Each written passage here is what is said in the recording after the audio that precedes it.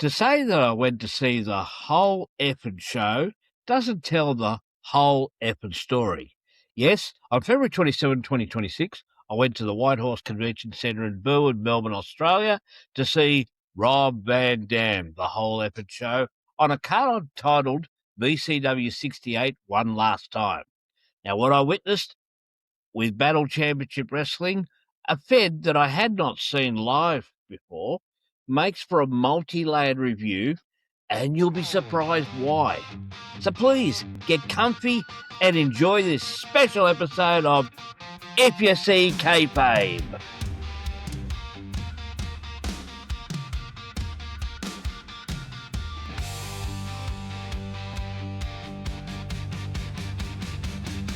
If you see Kayfabe, join your wrestling mate, Southern Joe, to watch this episode of If You See Kayfabe. G'day, wrestling mates. This is episode 65 of If You See Kayfabe. I'm your wrestling mate, and yes, that was in honour of RVD. I'm Southern Joe. In 2024, I managed to get my family to buy tickets for myself and my middle two adult children to film and enjoy the Saturday afternoon and evening sessions of StarCast Down Under. Part of that birthday present was a meet and greet with Bret the Hitman Hart. This year, I found out that Rob Van Dam was wrestling here in Melbourne. So I arranged for 2 general admission tickets for myself and my second oldest, Jake, so he could hold the phone for me if I got the chance to do any filming of content. Now, more about that in a moment. On that, I sent a very respectful email and a private message to Battle Championship Wrestling asking for media access to film content for this show. Now, I did not get a response, so I was careful about how I went about any filming because I didn't want to risk missing out on what to us Aussies would be a once-in-a-lifetime opportunity. Even a short, respectful answer, either positive or negative, wouldn't have taken much time. Now, Jake couldn't get off work that night, so my lovely wife, Adriana, filled the seat. Now, this is a lady who dislikes wrestling. She went because there may have been a chance that I could get her to hold the camera and film content, especially during the pre-show interview that the BC host carried out with RVD. I thought there was a chance that audience members would get a shot at asking a question. Alas, this did not happen, but Adriana enjoyed the interview and thought that RVD reminded him a bit of her grandfather, which is a very high honour indeed in her eyes. Now, more about the interview in a moment. Overall, 2 interesting things Adriana noticed about this show, which is from a non-wrestling fan perspective, and it's something that could be applied to entertainment in general. Now, you see, this seemed to be an all-ages show. There were many young kids in the audience. Some seemed to be as young as about 7 or 8 years old. Firstly, the overuse of swearing. Now, once again, I'll state for the record that I can know swear words in at least 4 languages and use them when I'm around the right people. I've tried for a long time not to swear in front of any of the kids, including my own, and I'm usually selective about who I swear in front of. F-bomb chants led by some wrestlers is a bit irresponsible when there are little kids involved. If this was an over 18 shows, no problem, have at it. Also, I've also stated that I'm not a fan of women's wrestling. Now, there are some very talented women who want to make a career out of wrestling. So, yeah, to them, have at it. Chase your dreams. I understand that there have been struggles for women to be recognised as professional wrestling athletes, deservedly so. And that story goes all the way back to pioneers like Mildred Burke and the Fabulous Moolah. But once again, The problem here is that these women are facing is that they won't be taken seriously enough as athletes while they parade around like they're a casting for a pole dance review, especially in front of impressionable kids who'll see women only as glamorous objects. Adriana herself found that the moves that these women used were as good as most of the men, but their selling would have had more impact if they weren't trying to outdo each other and took their craft more seriously rather than just trying to be seductresses. Back to the interview. This interview was meant to start at 5 p.m. The doors didn't open until close to 4:45. This meant that the interview didn't start until around 5:30 p.m., and even then with some people still being seated. This was also the first instance of there not being enough seats being put in place at first. That situation was rectified, but then the same sequence was repeated as we filed in next door for the wrestling event. Now, the guy who conducted the interview with RVD and also was the ring announcer was very good and very involved with the interview. He also, when it came time for the show, revved the crowd up for the wrestling event without resorting to cheap rah-rah. Now, the ring itself was a bit ordinary in that the ropes were constantly losing their tightness. The turnbuckle pads were also falling off easily. Now, one worker told me privately that he didn't like this ring. Now, I don't know if BCW owns this ring or rented it, but one thing, it was quite loud and every bump was amplified without miking it up, which is good. Now, anyone who went to the show, let me know what you thought in the comment section. And also, what's that ring announcer's name? Now, the lighting was really good. It was next level. It was precise and bright, but not overpowering or gimmicky. Also, the audio was loud, but not overpowering either. The video screen could have just been a little bit brighter, but that could also have been the location we were sitting in. I loved the pacey but informative recap of BCW 67, which was their previous show. That was a good way to get newcomers like me to be up to speed with what was going on with storylines. Good on them. The matches were all good. I don't think there was a dud amongst them. Unusual seeing my wrestler mate from Alpha Pro, Uncle Grumpy Johnny Del Rocco, who was in a gimmick boxing match, and he was this guy. Even though it was a silly match, there was still a decent amount of heat. Crackerjack and his brother, Gore, were intense and very entertaining as always. But Gore, maybe a little too intense with the verbals, like I said before. Enough said on that. Now, here are some highlights before I speak of the main event. We're going to do a watch along of the main event. Let's go. Like Warner Wolf used to say, let's go to the videotape.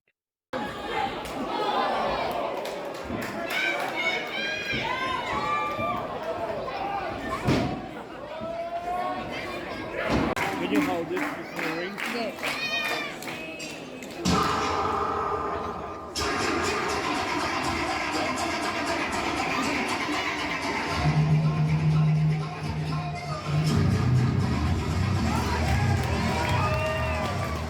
He stands at 5 feet 2 inches tall. He weighs in at 90 kilograms. He hails from Norwich, England. He is the Australian wrestling legend, Crackerjack.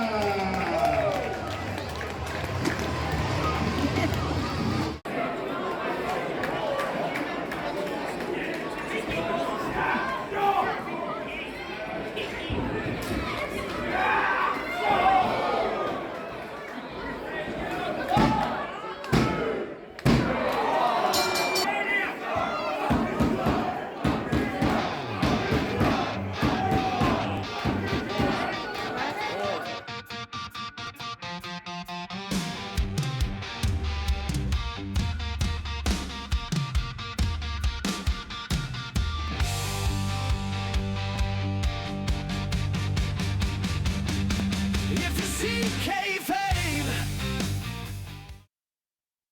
All right. So a special episode calls for a special situation.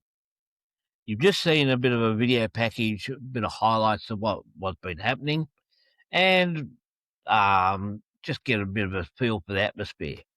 Great atmosphere, good-sized crowd. It must be about a good 500 people there, which is good for an Aussie crowd.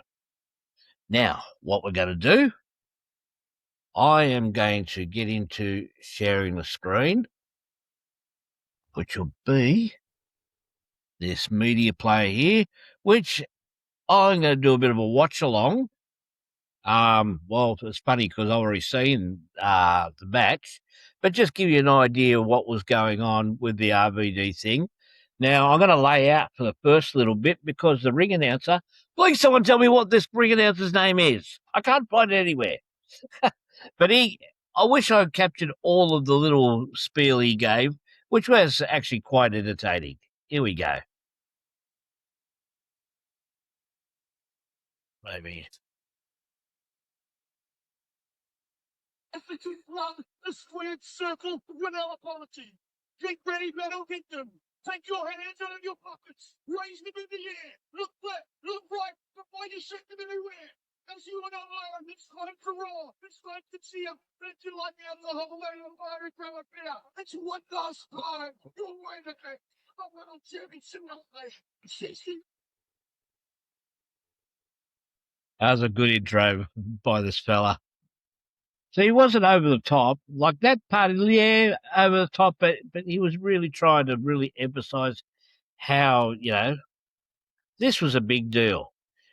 Now, Rob Van Dam's opponent for this was Mick Moretti. I'd heard of him. He's a different sort of unit. And here comes RVD making his way. And a little bit of indoor pyro, which I'm not used to with Alpha Pro Wrestling, and I hadn't seen anywhere else. And RVD makes out like he's lighting up a doobie. The kids still say that. Oh, who cares? So,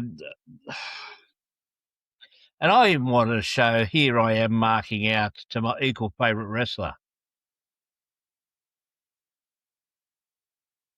He is just such a great entertainer. And here we go. He's coming around here. So there's my wife there. And we move on now to the match itself. And the great thing in the match here, they spent at least the first 5-10 minutes where Rob Van Dam would do like a... Here we go. You watch this. You watch this. There's so many chants of RVD, and he's just soaking it in, and Moretti lays out, but playing a slightly heelish version of the marking laying out. Here we go. RVD comes out to the adulation of the crowd. And he kept on doing this before they even really touched. There's me enjoying it. And this match probably went for about a good 20 minutes, maybe 25 minutes. But it wasn't boring, this part, and it wasn't frustrating. Here he is engaging with the crowd. He knows how to do it. This is why he's my equal favourite, because he knows how to engage with the crowd and not just be 100 miles an hour and get all your stuff in. He knows how to draw the crowd in. The crowd was there ready. Moretti played his part, thinking, here we go, lock up. No. RVD wants to then go get some more, get the crowd going a bit more. And he knew, because other places, okay, where they might see him once a month, once a week, he didn't have to do this sort of thing. Here he is. He knows this is a once in a lifetime for us opportunity. He knows he's had a good long career. He's got tenure. He's got cred. He knows he can then just, and okay, he's getting on, but he still did a lot in this match. You're going to see some of the highlights of some of the stuff he did in this match. And there's Moretti sort of acting like he's a bit frustrated, but he knows what's going on. He's playing his part really well. And here we go. They're going to touch. They're going to touch. No. And watch what Mick Moretti does here. He's there thinking, oh, hang on. I think I had him. No, did I have him? Because this guy's a bit of a different unit. Yeah, look, I'm locking up with him. No, I haven't. And he's playing his part well because he's a bit of a different unit, bit of a loose unit. And he thinks, okay, well, let's engage. And he played his heelish part well. Here we go. They're about to lock up. We're going to lock up. Here we go. We're going to lock up. No. And no one was getting frustrated with this. You know, if it was done wrong, then people would get frustrated. Oh, but this is the way Moretti got heel heat on himself. Because when RVD went to go Rob Van Dam, he rolls him up to try and get a pinfall off him, and everyone's there booing him. And they think, okay, now we'll do the sportsmanship thing. Come on, we'll do the sportsmanship thing. Nah, bugger it. This was really well done, this whole match. A lot of fun. And then when they finally tie up, there we go. He grabs a nice classic headlock. And Moretti you'll hear him make a comment about his vice grip. And listen to the chants, just for a simple headlock. Because certain guys have that charisma, because they've built up charisma, they've built up credit. You couldn't do it. If it was the other way around, it wouldn't happen. It wouldn't be. It was Moretti doing this to RVD, it'd be a train wreck. No disrespect to Moretti.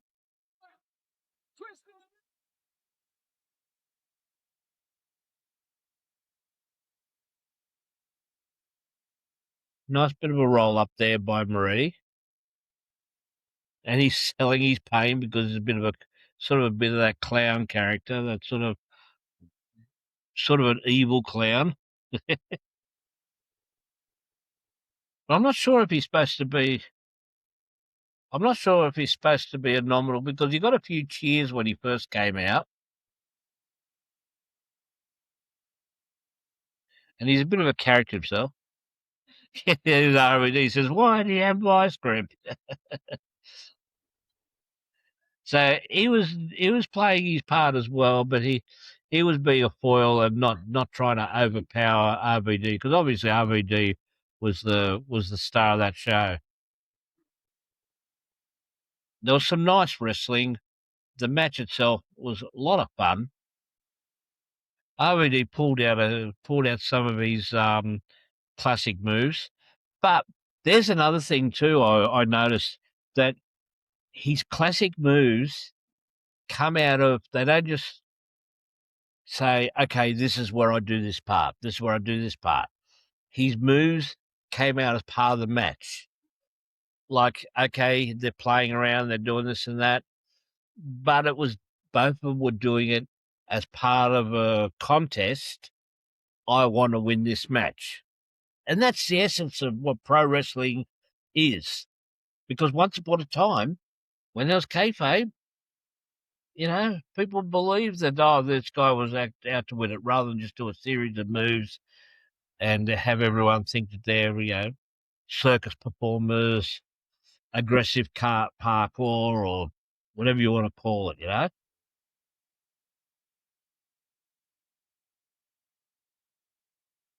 But we filmed this bit for quite a while because it was a good setup for the rest of the match.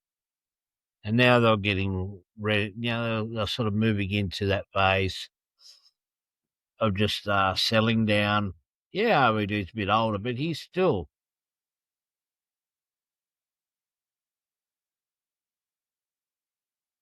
So this is awesome chance.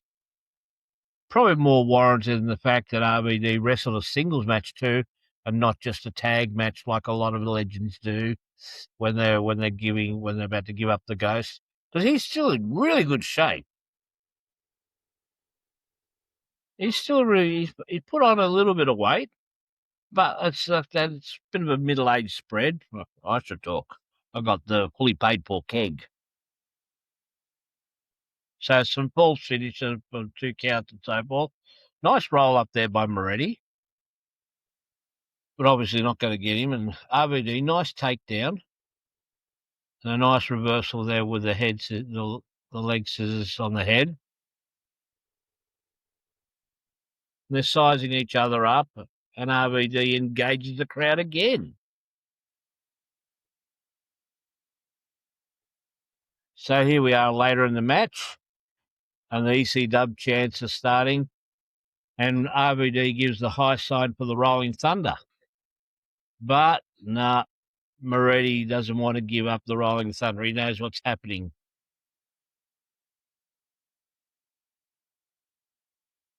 So there was a lot of teasing in this match that made sense.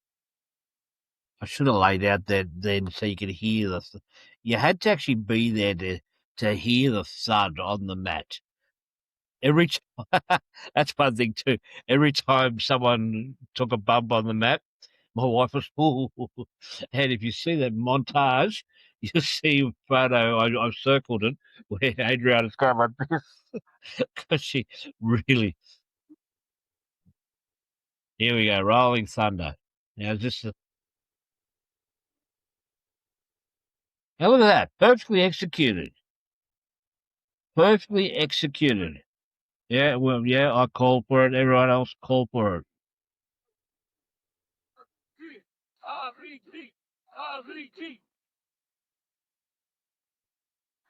Oh no, the Rob he again when he does a Rob Van Dam, that's where Moretti comes in to.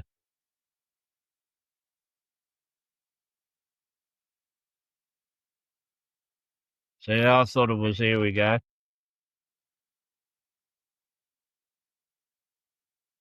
So they planned this match out well. There's a lot of teasing, a lot of good coordination, great moves, no botches, nothing dangerous. And here he goes. He's going up. I think this is where they're finished. And as loose as those ropes were, he expertly places himself in the right spot.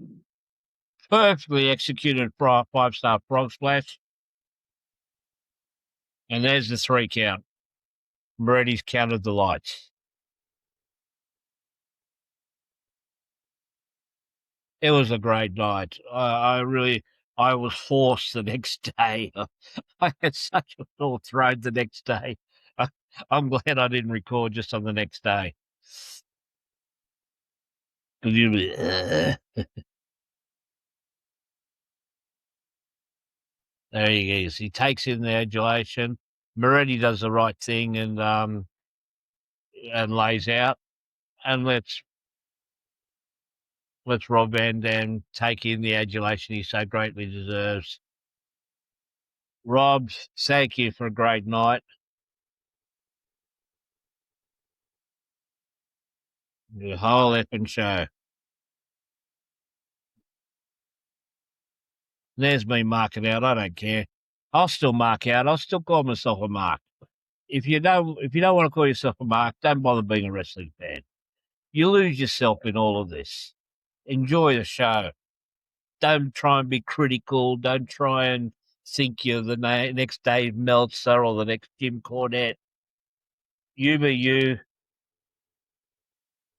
Enjoy the show. We've got to enjoy the show as fans. Yeah, the veil's been lifted and we all know it's scripted. We all know it's predetermined. We all know all the ins and outs. But hey, when you got nights like this where you really enjoy it, and there were even parts where my wife enjoyed it, as much as there's some more pyro, as much as she still hates it, she won't go to another show. But she didn't mind. She didn't mind it as much as she thought she would. And she admires Rob Van Dam. Says he's an honourable person.